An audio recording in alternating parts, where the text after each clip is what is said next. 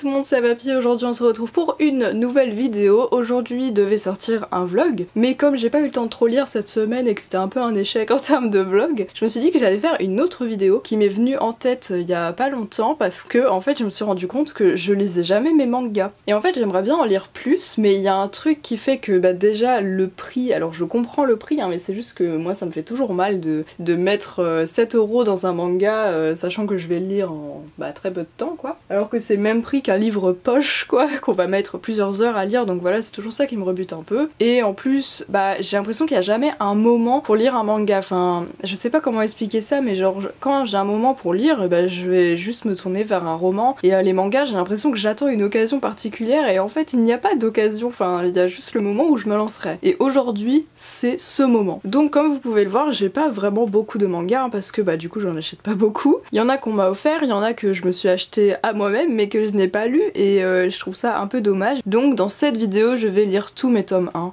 de manga. Donc il y en a plusieurs, comme vous pouvez le voir déjà, il y en a un que pour moi c'était ma meilleure amie qui me l'avait offert, mais je vais tous les sortir, on va les voir autre part. Donc je suis désolée pour le vent, j'espère que ça va pas être trop bruyant, mais du coup je vais vous présenter vite fait les mangas que j'ai prévu de lire dans cette vidéo, et je vais peut-être pas tous pouvoir les lire parce qu'il y en a pas beaucoup, mais bon voilà ça prend quand même au moins 1 heure pour moi de lire un manga, donc voilà. Donc déjà on a Les Carnets de l'apothicaire, c'est je crois le dernier que j'ai acheté et qui m'intrigue beaucoup parce que parfois je suis dans des périodes où je lis pas mal de webtoons et du coup ça me donne envie de lire des mangas parce que c'est quand même assez proche, hein, on va pas se le cacher. Et voilà, je voulais un truc un peu feel good et tout, et je sais plus si c'est vraiment feel good, mais il me semble que oui. Donc voilà, je saurais pas vous faire des résumés, mais justement j'en parlerai quand je les lirai. Donc déjà on a celui-ci. Celui-ci c'est vraiment celui que je veux lire le plus, c'est Nekogahara, et c'est de Hiroyuki Take, voilà. Je ne connais pas en général les auteurs, mais en fait c'est sur des chats samouraïs en fait, dans la période un peu médiévale au Japon, et ça m'intéresse trop, et c'est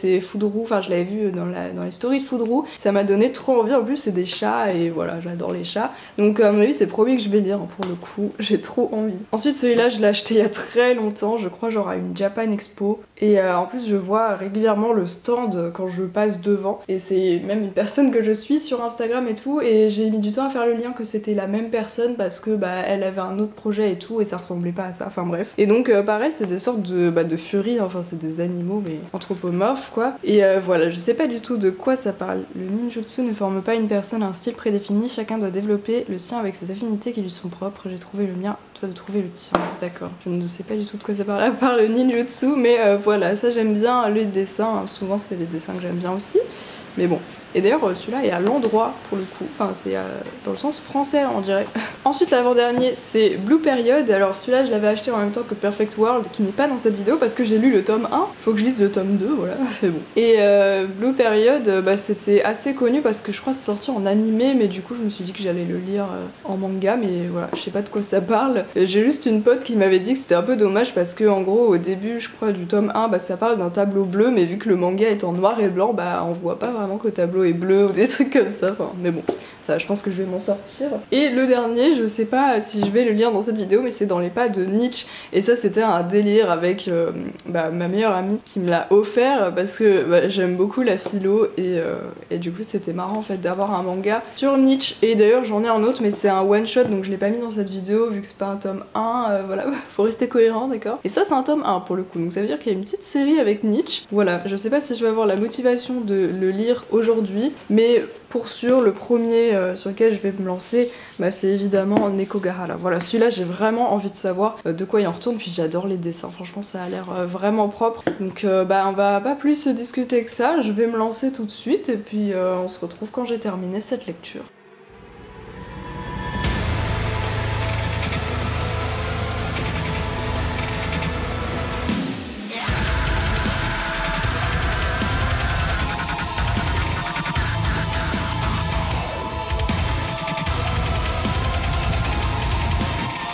Bon on est plutôt raccord en termes de thème du coup puisqu'on a le petit chat. Et je viens de finir, alors je pense pas que j'ai mis 1 heure, j'avais dit que je mettais 1 heure à lire un manga mais je pense pas en fait. C'est vrai que ça me paraissait beaucoup, mais après j'ai tendance à regarder quand même beaucoup les images parce que je sais qu'il y a des gens qui les lisent super rapidement parce qu'ils lisent vraiment que le texte et tout.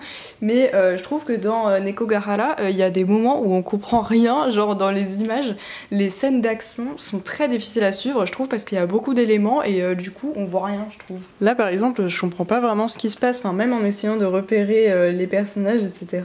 Bon, encore là ça va, c'est le plus clair, mais je veux dire il y a beaucoup souvent d'éclaboussures, trucs comme ça. Et là encore celle-là c'est pas la plus compliquée, mais parfois vraiment je me disais mais quel personnage c'est qui vient de mourir là, enfin genre parce que alors je vais faire un résumé du coup parce que je l'ai pas fait. Mais du coup Neko Gahara c'est l'histoire de ce chat, voilà, qui est un samouraï. Et en fait il y a eu des guerres civiles au Japon. Pour une fois je trouve dans les livres c'est les chats domestiqués qui sont les plus forts par rapport aux chats errants, parce que par exemple si on pense à la guerre des clans, les chats domestiques ils sont considérés vraiment comme des princesses, enfin voilà, des chats hyper mous et qui sont vraiment trop rattachés aux hommes, du coup ils ont plus de fierté personnelle, etc. Là c'est un peu l'inverse en fait, parce que les chats dans ce monde ils sont domestiqués ou alors ils l'ont été, et en fait ils profitent justement des hommes pour s'enrichir. Mais Norachio, donc le personnage principal, il avait un maître pendant la guerre, sauf que son maître est mort, et du coup depuis ce jour c'est un samouraï mais vagabond, et donc il erre sans réel but. Enfin si, du coup on apprend que son but c'est de trouver un endroit où il pourra mourir en paix.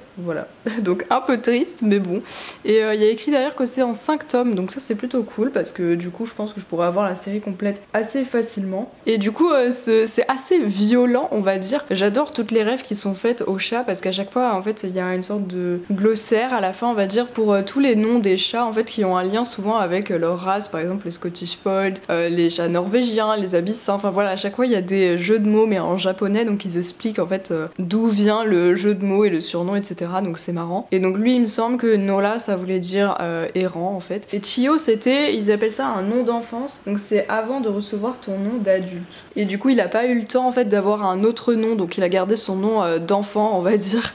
Donc voilà. En tout cas c'est un personnage qui est vraiment assez aigri mais extrêmement puissant. Dès qu'il voit des ennemis à lui, enfin il fait un massacre concrètement. Je sais pas combien de massacres dans ce manga qui est quand même assez rapide, hein. Enfin je veux dire un manga au final dans un seul tome tu peux pas faire forcément énormément de choses, mais du coup les événements se passent très vite, et il a rencontré jusqu'à maintenant pas mal d'ennemis et il les a tous tués quasiment. Mais lui aussi il s'en est pris plein la tronche, donc il va finir par être blessé par un de ses ennemis et se retrouver presque mort, mais voilà, il est pas mort évidemment, puisque lui son désir c'est de trouver un endroit voilà où il pourra reposer en paix. Donc c'est ça l'histoire, et en même temps il se bat. Donc j'adore l'ambiance aussi, les jeux de mots qui sont faits, et puis même par exemple ça parle beaucoup de drogue aussi. Enfin je dis beaucoup mais c'est évidemment ça peut pas être beaucoup parce que c'est un manga donc c'est court, mais je veux dire il y a une partie où ça parle de drogue, mais parce que c'est, je sais plus comment il l'appelle, le matabi je crois, je suis pas sûre, mais en gros c'est l'herbe à chat quoi, donc il la fume et tout, enfin c'est assez drôle. En fait c'est tout le monde humain qui est transféré sur des chats quoi, donc en fait c'est pareil que des hommes, sauf que c'est plein de références aux chats et du coup c'est trop mignon. Voilà, donc ça en 5 tomes, j'ai vraiment envie de lire la suite du coup pour voir un peu comment les choses vont évoluer, parce que il a beaucoup d'ennemis du coup qui veulent sa mort, donc il est jamais tranquille, même si c'est juste un vagabond qui erre, voilà. Il y aura toujours quelqu'un pour essayer de le tuer, et du coup vu qu'il a tué pas mal de personnes aussi dans ce tome là, il s'est fait encore plus d'ennemis, même de gens qui le connaissaient pas. Et d'ailleurs il a une petite clochette ici parce qu'en fait c'est un peu le symbole des chats domestiques. Ils ont un katana voilà, avec une petite clochette, et du coup ça vaut un peu de l'or parce que apparemment c'est là qu'il a écrit son vrai nom. Donc voilà, ça je sais pas trop encore ce que ça veut dire, on verra bien dans le tome 2 quand je le lirai un jour. Voilà. On passe donc au deuxième tome de cette vidéo. J'étais très hypée par les carnets de l'apothicaire parce qu'il me semble que c'est un peu feel good quand même, donc voilà, j'ai vraiment envie de tester ça. Du coup c'est parti. J'adore le début des mangas parce que c'est souvent en couleur et tout, et le papier est différent, donc ça faisait ça aussi. Bon là il n'y a pas trop de couleurs, mais dans Neko Gahara il y avait tout le début où il y avait au moins 3-4 pages en couleur et c'était assez joli. Les dessins sont très différents, alors je pense pas que ça va être ça tout le long, mais ouais c'est très différent. Bon en même temps c'était plus brut, mais en même temps ultra détaillé dans Neko Gahara. Franchement c'était vraiment très très bien fait, même si comme je vous ai dit il y avait énormément de détails, du coup parfois je comprenais pas vraiment ce qui se passait, mais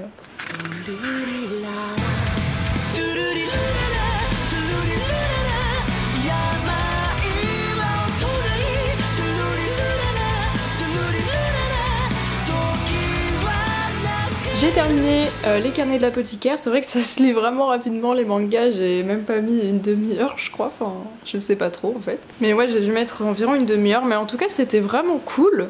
Donc l'histoire c'est Donc cette fille qui s'appelle Mao Mao et qui a été enlevée, en fait de base c'était une apothicaire dans le quartier des plaisirs donc au Japon, logique. Et elle a été enlevée et vendue à la cour impériale en tant que servante et tout, mais elle était assez instruite, elle est assez intelligente, elle sait lire etc. contrairement à la plupart des servantes et tout, mais elle veut pas se faire remarquer parce que elle a pas envie de donner de l'argent à ses ravisseurs parce que quand tu gagnes un salaire tu dois donner de l'argent à ces gens là et elle avait pas du tout envie donc elle essayait juste de pas se faire remarquer, mais un jour elle a quand même voulu changer les choses parce que en gros le but du grand seigneur là c'est d'avoir plein d'enfants, enfin d'avoir un héritier en fait, et les bébés arrêtent pas de mourir mais vraiment très très jeune et ça devient plus trop une coïncidence au bout d'un moment. Et elle, vu qu'elle était apothicaire, elle a des connaissances sur les poisons, les remèdes etc. Donc elle a pu faire passer le mot de manière assez discrète mais qui s'est fait quand même remarquer aux femmes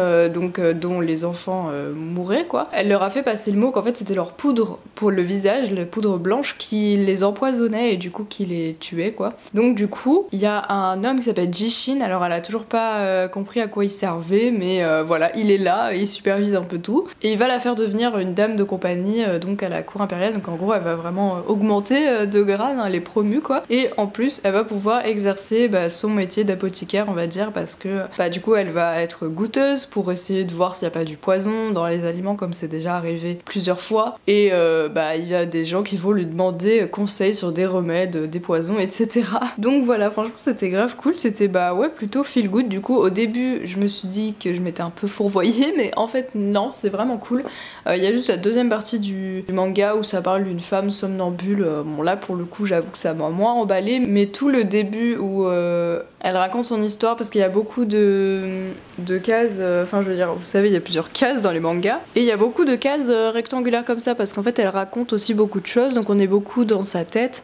Les dessins sont vraiment très jolis, j'adore. Lui c'est Jishin, j'espère qu'il s'appelle comme ça. Je suis plus très sûre maintenant. Mais voilà, lui on dirait qu'il veut trop essayer de la séduire et tout, mais elle est pas du tout réceptive et c'est assez drôle et il est en mode mais quoi, tu te soumets pas à mon charme et tout, enfin bref, n'importe quoi.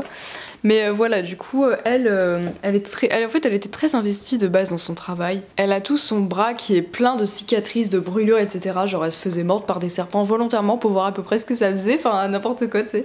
La meuf a une résistance au poison assez incroyable, du coup. Mais voilà, franchement, c'était super cool. Je sais pas trop ce qui va se passer parce que du coup, il y a pas vrai. Enfin, j'ai l'impression qu'il y a pas vraiment de ligne directrice ou alors je l'ai pas vue. Mais voilà, elle est redevenue apothicaire, mais à la cour impériale. À voir ce qui va se passer. Est-ce que l'histoire va se centrer plus sur les futurs héritiers, enfin je sais pas du tout ce qui va se passer. Elle a pas l'air du coup de vraiment vouloir partir, elle a juste un peu la flemme de donner de l'argent à ses ravisseurs forcément parce qu'elle a été enlevée, ça lui fait pas trop plaisir, mais je sais pas trop où ça va aller en fait. Voilà, pour l'instant la deuxième partie du livre on aurait dit que c'était un peu filler, enfin un peu en mode voilà on va essayer de voir comment tu peux soigner le somnambulisme et tout, et du coup elle parlait un peu de son ancienne vie dans le quartier des plaisirs et tout, dans une maison close. Voilà, enfin du coup on apprend un peu plus sur sa vie et tout, mais pas grand chose de plus on va dire. Donc je sais pas du tout qu'est-ce qu'il va y avoir dans le tome 2 parce que j'ai pas trop compris, enfin je crois même pas que c'était vraiment dit quel est le but en fait. Est-ce que son but c'est de partir, est-ce que c'est juste de profiter, enfin je sais pas, voilà. Je verrai bien dans le tome 2 en tout cas, mais pour l'instant j'aime beaucoup l'histoire et puis en plus c'est hyper intéressant du coup quand elle fait, par exemple il y a Jishin qui voulait qu'elle lui fasse un aphrodisiaque et du coup on a vu toute la recette de cuisine et tout, enfin c'était assez stylé je trouve, donc voilà pour ça. Le troisième qui me faisait le plus envie c'était Blue Period, surtout qu'il y a un animé aussi, alors je sais pas s'il y a un animé pour les deux autres, j'ai pas trop regardé. D'ailleurs les carnets de l'apothicaire c'est adapté d'un roman, je le savais pas de base. Et aussi un truc que j'ai pas dit sur Nekogahara c'est que c'est très familier dans le langage. Les carnets de l'apothicaire c'est pas du tout comme ça, c'est vraiment plus sérieux en fait. Enfin c'est quand même drôle et tout, hein. Évidemment c'est un manga, les expressions du visage sont drôles, mais le langage est plus sérieux. Voilà, je sais pas comment dire autrement, mais dans le manga avec les chats c'était très familier vraiment. Limite vulgaire à certains moments, mais bon moi ça me fait rire donc voilà. Et donc maintenant je vais me lancer dans Blue Period, voilà. Donc j'imagine que ça a un lien avec la couleur bleue, hein. On va voir. Du coup je viens de finir Blue Period. Franchement j'ai trouvé ça grave cool, mais limite j'ai peut-être plus envie de voir l'animé parce que bah justement comme on en parlait avec ma pote qu'en fait bah, je savais pas mais c'était vraiment un manga sur la peinture et l'art en général et donc du coup il y a beaucoup d'œuvres d'art, de tableaux qui sont montrés mais ben on les voit toujours en noir et blanc parce que c'est un manga donc c'est en noir et blanc quoi. Mais du coup ça parle beaucoup de couleurs, mélanger bien les couleurs, enfin ça parle beaucoup de bleu aussi parce que lui il y a un paysage en particulier qu'il voit assez bleu, du coup c'était sa première peinture on va dire. Et mais au final nous on voit tout en noir et blanc donc c'est sûr que ça enlève un peu de son charme, même à un moment il nous montre un cercle chromatique et tout mais genre on voit pas du coup, enfin bref c'était un peu spécial mais franchement j'adore l'histoire. Donc c'est un garçon, enfin un lycéen qui s'appelle Yatora Yaguchi je crois. Et lui de base c'est vraiment le type de personne qui ont pas vraiment de personnalité, enfin genre il s'adapte un peu à tout, il est bon à l'école, même très bon, mais il sait pas vraiment ce qu'il veut faire dans la vie et il est plus dans l'adaptation que avoir de vraies passions qui l'inspirent personnellement quoi. Et notamment les cours d'art plastique et tout, franchement ça le fait chier quoi. Et à un moment il va voir une peinture d'une élève de la classe, enfin du club d'art, et il va la trouver magnifique et elle va lui expliquer un peu comment elle l'a fait et ça va commencer un peu à tourner dans sa tête et il va s'en rappeler, il va beaucoup y penser jusqu'à vouloir carrément intégrer une université d'art, enfin une grande école d'art. Et donc bah, son objectif ça va être de s'améliorer parce que bah, lui il part vraiment de zéro. Mais il va beaucoup s'améliorer en moins de 2 mois, il va déjà avoir un niveau vraiment correct. Mais son but c'est vraiment bah, de se surpasser et d'être bah, hyper doué pour rentrer dans l'université de Geidai, je crois. Un truc comme ça, voilà. Mais du coup, bah, par rapport à toutes les œuvres qui sont montrées, etc., bah, je trouve que ce serait bien peut-être de voir l'animé. Donc voilà, je sais pas si je vais continuer en manga, même si franchement les dessins sont vraiment beaux, je trouve. Enfin, bah, même les œuvres d'art en soi. Je sais pas si on va en voir, bah, sur la fin par exemple. Il y a des œuvres comme ça et en fait à chaque fois elles sont créditées parce que c'est des vrais artistes, je veux dire, qui les ont faites ces œuvres là, donc du coup ils sont tous crédités à la fin du manga. Et voilà donc franchement ça me donne grave envie mais bah comme dit je pense que je vais plutôt me tourner vers l'animé pour avoir vraiment les couleurs des œuvres, mais si je vois que l'animé me passionne pas plus que ça, parce que parfois j'ai tendance à être un peu lassée par les animés, ça dépend, bah je me retournerai vers le manga tout simplement. Voilà, donc ça j'ai beaucoup aimé, même plus que les carnets de l'apothicaire je pense. Mais du coup on va passer au dernier de cette vidéo parce que celui sur Nietzsche à mon avis je vais pas le lire tout de suite. Mais celui-ci il est plutôt court et il est à l'endroit, enfin dans le sens français à chaque fois j'oublie. Et ah oui d'ailleurs, ouais du coup j'avais une dédicace mais je sais pas qui c'est le personnage vu que je l'ai pas encore lu depuis le temps, mais ça fait vraiment très longtemps. C'était à Jama Expo Sud, il y a peut-être écrit 2018. Et donc il est assez court donc ça va être bien pour terminer cette vidéo parce que je me sens pas de reprendre encore un assez long on va dire, et bah ça va déjà faire 4 mangas en une journée donc c'est pas mal franchement, sachant que j'en lis jamais, mais bon c'est le but de la vidéo. Donc c'est parti pour Shinobi Iri, si ça s'appelle comme ça. Alors je viens de retrouver un marque-page que j'avais dû acheter à la même personne, à mon avis ça doit être cette personne qui avait fait les dessins parce qu'il était dans le manga et je savais pas du tout, donc ça veut dire j'ai acheté ce marque-page et je m'en suis jamais servi. Limite j'aurais pu vendre le manga sans l'avoir lu et j'aurais même pas vu qu'il y avait un marque-page, donc bah trop cool, au moins ça m'en fait un de plus. Je viens donc de terminer Shinobi Eri. Donc du coup c'était l'histoire d'une fille qui s'appelle Tomoe et qui est une Kunoichi je crois. Attendez. Kunoichi, pardon. Et donc c'est des femmes ninja en fait.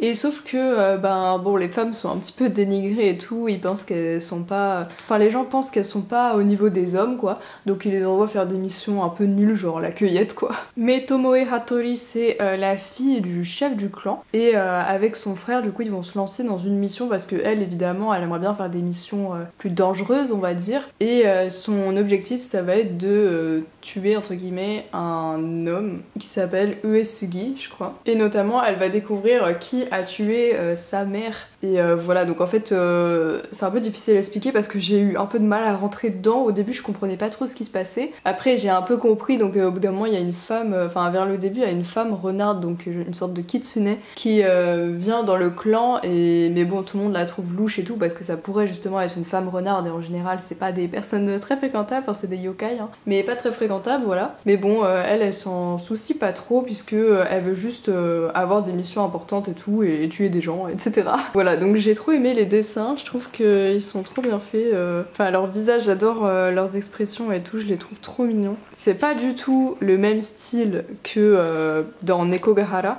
J'avais pas trop montré pour celui-là, mais franchement, c'était beaucoup plus. Enfin, il y a un style vraiment très marqué, je trouve. Enfin, pas qu'il soit pas marqué dans l'autre, mais je pense que vous voyez ce que je veux dire. C'est un style qui est hyper reconnaissable, je trouve. Bah, rien qu'avec la tête du chat. Désolée pour l'alarme qui arrête pas de sonner, je sais pas ce que c'est, mais bon, bref. Donc voilà pour cette vidéo. Du coup, ça, je sais pas combien il y a de tomes, mais j'aimerais bien lire quand même la suite, même si c'est pas ce qui me hype le plus. Mais j'aime beaucoup les dessins et j'aimerais bien voir un peu ce qui se trame, en tout cas. Mais c'est pas celui pour lequel je suis la plus curieuse, on va dire, parce que pour celui-là, en tout cas, il y a quand même une ligne directrice qui est que elle veut venger son clan, et là, enfin, elle a découvert un truc sur son clan qui fait que, en fait, elle a un peu visé le mauvais ennemi, on va dire. Mais voilà, du coup, ça va prendre plus d'ampleur dans le tome 2, j'imagine, et je sais pas combien il y a de tomes, en fait. Mais c'est pas celui qui me hype le plus, ce que j'ai vraiment envie de continuer, sur le coup, c'est Nekogahara, surtout qu'il y a que 5 tomes, et Blue Period, mais que je vais peut-être continuer en animé, donc je sais pas. En tout cas, les carnets de l'apothicaire, j'aime bien sous format manga, je sais pas s'il y a en animé, mais pour le coup, je pense que je vais plutôt continuer sur le format papier pour tous, sauf Blue Period. Voilà. Donc c'est tout pour cette vidéo, j'espère qu'elle vous a plu. N'hésitez pas à me dire dans les commentaires le dernier manga que vous avez lu, ou alors des recommandations manga, voilà, parce que j'en lis pas forcément beaucoup à cause du prix et tout, mais je me dis que je pourrais potentiellement en prendre à la bibliothèque, et ce serait plus pratique et moins cher. Voilà. Mais en tout cas, pour les séries que j'ai là, par exemple, celle-là, j'aimerais bien avoir tous les tomes, parce qu'il y en a que 5, donc ça va, ça me paraît envisageable. Du coup, j'aurais pas lu celui sur Nietzsche, mais ce sera pour une prochaine fois, sachant que j'en ai un ou deux autres de mangas de philosophie, donc je me dis pourquoi pas en accumuler peut-être encore un ou deux et faire une vidéo sur les mangas et la philosophie. Voilà, je ne sais pas, mais on verra bien, dites-moi si ça vous intéresse au pire. Et puis nous, on se retrouve samedi prochain à 14 h pour une nouvelle vidéo. J'ai changé l'horaire parce qu'en fait beaucoup de booktubeuses assez connues postent le samedi à 10 h, et du coup c'est pas très avantageux pour moi, on va dire. Donc du coup je préfère sortir plus tard. En plus souvent le montage je le fais un peu en dernière minute, donc j'étais souvent en retard le samedi, donc 14 h ça me paraît pas mal franchement. Du coup nouvel horaire, voilà. Et la semaine prochaine ce sera un vlog, celui que j'aurais dû sortir aujourd'hui, mais finalement il n'était pas assez fourni. Donc voilà. Merci d'avoir regardé cette vidéo, on se retrouve samedi 14 h pour une nouvelle, et à bientôt. Bye tout le monde.